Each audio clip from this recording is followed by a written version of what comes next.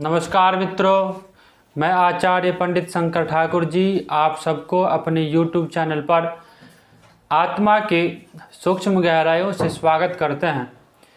आज हम बात करेंगे पंचम भाव के बारे में। देखिए, ज्योतिष बड़ा ही गूढ़ विषय है। ज्योतिष को समझना इतना आसान नहीं होता है जितना कि लोग बोल देते हैं कि अरे ये ज्योतिष ही तो है, बड़े आसानी से समझ जाएंगे। लेकिन इसमें एक ऐसे गूढ़ रहस्य भरा हुआ है जिसको आसानी से समझा नहीं जा सकता। क्योंकि इसको ज्योतिष विज्ञान भी कहा जाता है, एक तरह से विज्ञान भी है, साइंस है, वैदिक साइंस है ये। इसको समझने के लिए आपको अनवरत अध्ययनरत रहना पड़ेगा, पढ़ना पड़ेगा, खोज करना पड़ेगा, रिसर्च करना पड़ेगा। किस भाव के ज्योतिष में 12 एक जन्म पत्रिका में ज्योतिष के वैदिक ज्योतिष के जन्म पत्रिका में 12 खाने होते हैं, यानी कि 12 घर होते हैं। उस 12 घर में ये जीवन का पूरा सार या जीवन का निचोड़ कहिए वो लिखा रहता है। और 27 नक्षत्र है, 12 राशियाँ, इसी 27 नक्षत्र 12 राशियाँ और कई सारे योग मिलकर और 9 ग्रह, इन सब को मिलकर ज्योतिष विज्ञान बनता है। और इन्हीं के चक्कर में आजीवन चलता रहता है ज्योतिष का विज्ञान। ज्योतिष विज्ञान अलग अलग समय पर अलग अलग फलादेश होता है, क्योंकि जब हम एक लोक के बारे में या कई सारे जातकों के बारे में अलग अलग फलादेश होता है। ऐसा तो है नहीं कि एक बार जो हमने सीख लिया वही हर किसी पर लागू होता है। एक ही शब्द या एक ही वाक्य हर किसी पर लागू नहीं होता है, और जो एक ही वाक्य या एक ही शब्द हर किसी को बताया हुआ ज्योतिषाचार्य हो ही नहीं सकता। उसको ज्योतिष का ज्ञान ही नहीं, वो तो टाइम पास करने के लिए बना हुआ है।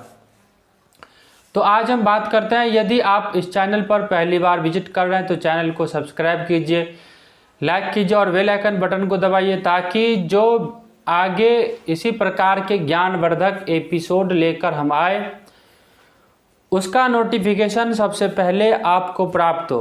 देखिए, यह वीडियो बनाने का मेरा कोई कमाई का मोटिवेशन नहीं है, क्योंकि ये ज्ञान है और यह ज्ञान बांटने का, आपको ज्ञान देने का, आपको ज्योतिष के बारे में समझाने का मेरा रुचि है कि मैं आप सबको ज्योतिष का मर्मज्ञ बनाऊं, ज्योतिष का ज्ञानी बनाऊं, ताकि आप सबको कोई बेवकूफ़ ना बना पाए।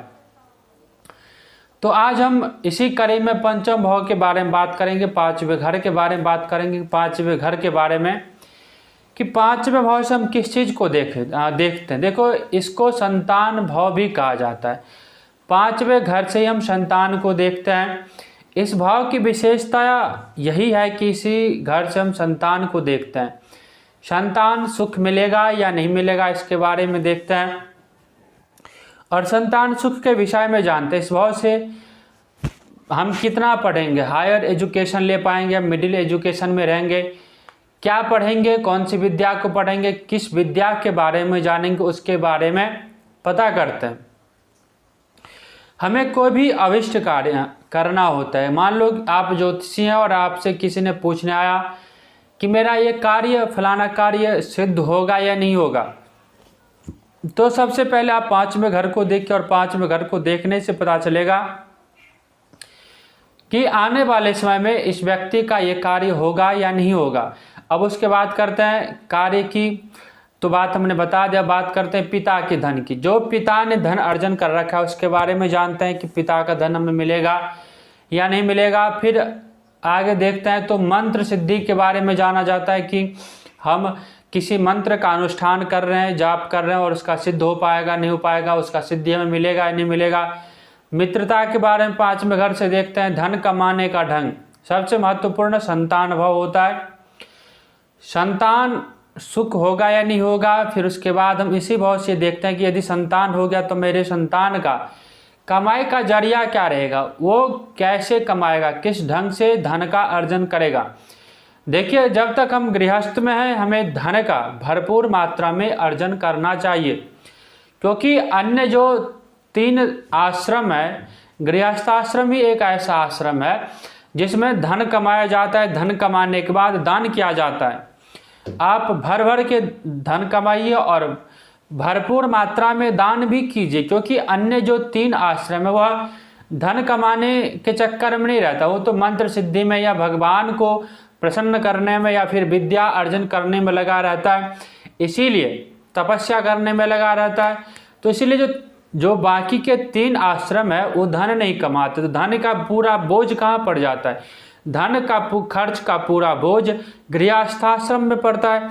जो व्यक्ति गृहस्थ में रहता है उसको ही खर्च करना पड़ता है। इसीलिए जब तक आप गृहस्थ में है तो धन कमाइए, क्योंकि धन कमाने के बाद ही आप धर्म कमाएंगे और धर्म से आप मोक्ष को पाएंगे।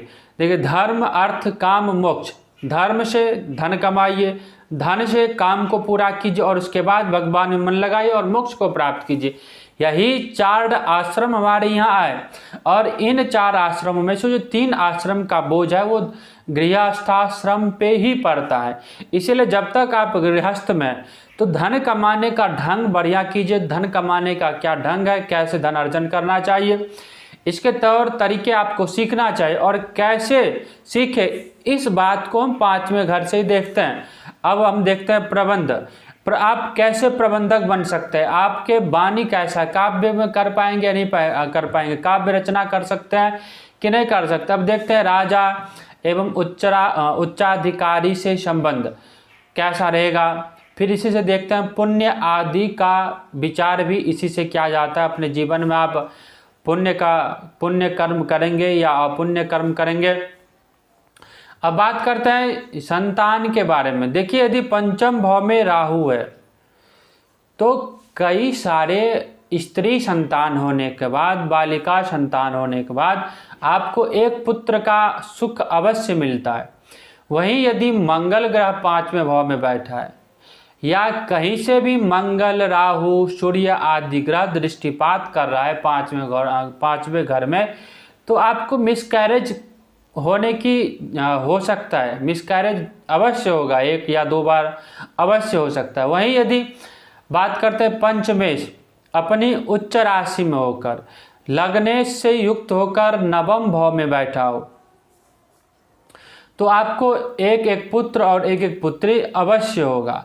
यदि संतान के बारे में कहा जाए तो पंचमेश यानी कि 10वें भाव में हो, जो 5वें घर का स्वामी होता है, यानी 5th लॉर्ड जो है, चाहे गुरु हो, शुक्र हो, शनि, राहु, केतु, कुछ भी हो सकता है, वो नवमेश से युक्त होकर 9वें भाव के लॉर्ड से यानी स्वामी से युक्त होकर 10वें भाव में जाकर विराजमान हो, तो जन्म पत्रिका के सूत्रों के अनुसार ऐसे लोगों में 5 पुत्र का विचार किया जाता है, क्योंकि आपके 5 पुत्र हो सकते हैं।